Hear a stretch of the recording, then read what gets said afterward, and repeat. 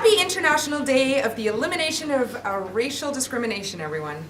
I am so excited to be here to speak to you all today, and even more so to have the opportunity to share my experiences with all of you.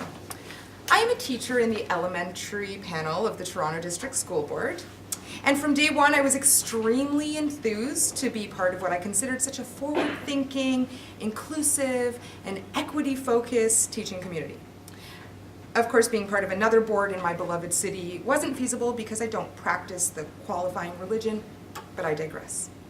On my first day as a teacher in the elementary school, after finally making my way through the maze that is this open concept building, I found the staff room.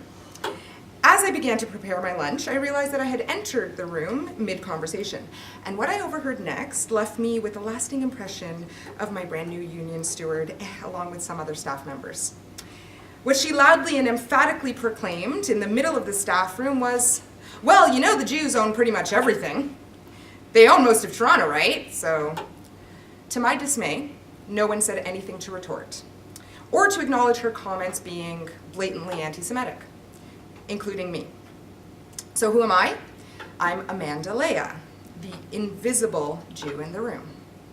Often present to witness deep-seated discrimination, usually not actually intended for the ears of its subjects, the stereotyping in this case was veiled as a compliment, leaving most listeners comfortable enough, or at least grinning and bearing the petite faux pas, or the political incorrectness. Of course, at this point, my cultural background was concealed. And after that moment, my mind lingered on one thought.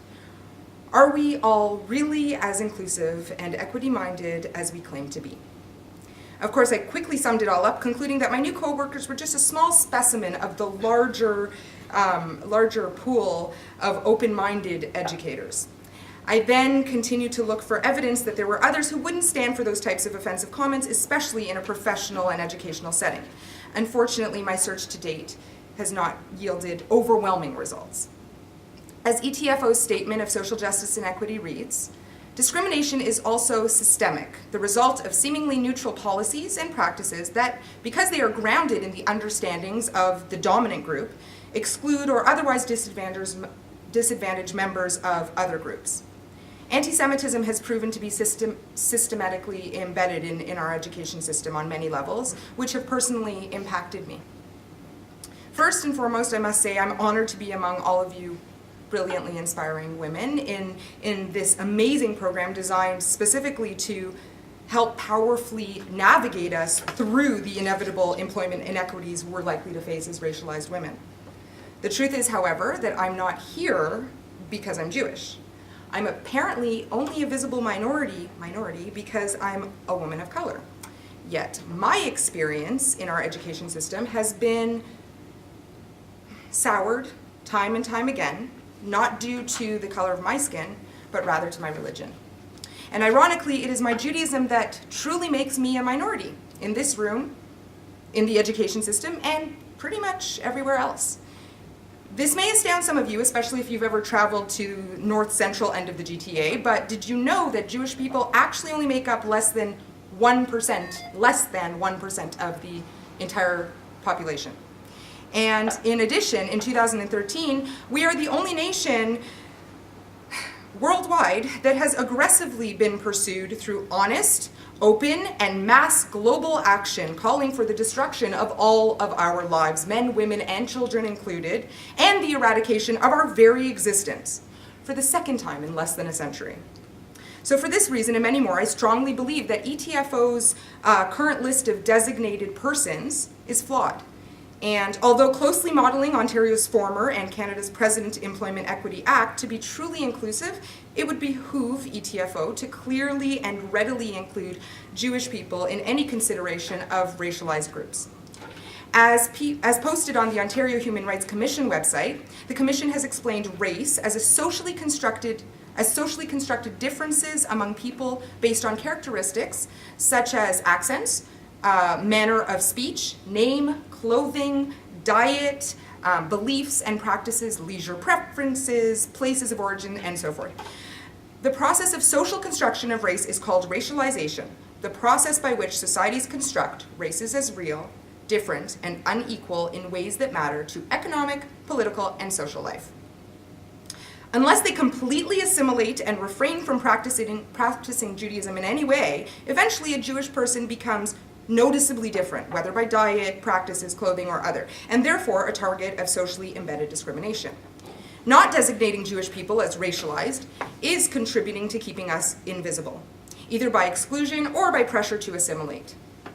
I wonder if Jewish people were designated, would it be as likely for us to be excluded from as many ETFO committee meetings and conferences as we currently are, due to frequent scheduling during high Jewish holidays and our weekly Sabbath. It also became clear to me in other ways that practicing my Judaism as a teacher in Ontario automatically put me at a disadvantage over these years. By requiring me to use sick days to book off time for religious days, I was not allowed to bank as many days as my peers, who didn't take religious days because they happened to be of the dominant religion in Canada, and thereby their religious days are off for everybody. Ironically, the same issue that puts me and other practicing Jewish teachers in Ontario at an economic disadvantage, despite it being such a glaring inequity, it often breeds more offensive comments that allude to the hurtful and false stereotype that Jewish people somehow have the upper hand. I'm sure you've heard some. I have, in every new school, every year, every contract, imposed or not. The remarks resurface in the constant tone of, I wish I had so many holidays like the Jews who seem to skip out of work all the time. So, have you heard it? You've heard it, right? No? Okay. Maybe some of you have, maybe some of you thought it, maybe even said it yourself, and no offense to anyone, as you probably did it without even realizing that there was an underlying prejudice. In fact, I'm guilty myself. At a certain age as a child, I remember feeling pretty excited and boastful most times I got to take days off school, with the exception, of course, that one time that I wasn't allowed to audition for the school play or try out because my teacher insisted that the auditions could only be held during the 2 days that I had to take off for the highest holidays. And I was forced to take them off. I say forced because I begged my mom to let me skip out of my Jewish practices this just once. This for me is yet another example of the ignorant attitudes and pervasive inequities that are still experienced in schools and yet still considered and treated by many as socially acceptable. All of which I've been expected to grin and bear because, well, maybe because I've been away for too many religious days too frequently to move past being this invisible Jewish person. Avis Glaze phrased it beautifully when she spoke at the Leaders for Tomorrow conference in November 2012, saying, if we want to fight for social justice and equality, we must be prepared to fight for everyone. In light of the personal experiences I've shared with you, I now request that everyone here begins to open their consciousness and consider, are we really as inclusive and equity-minded as we aspire to be? Where can your voices be raised to restore that visibility and hence the inclusion of Jewish people? Ms. Glaze also said, a system cannot claim to be functional if equity is not seen on every level of the system.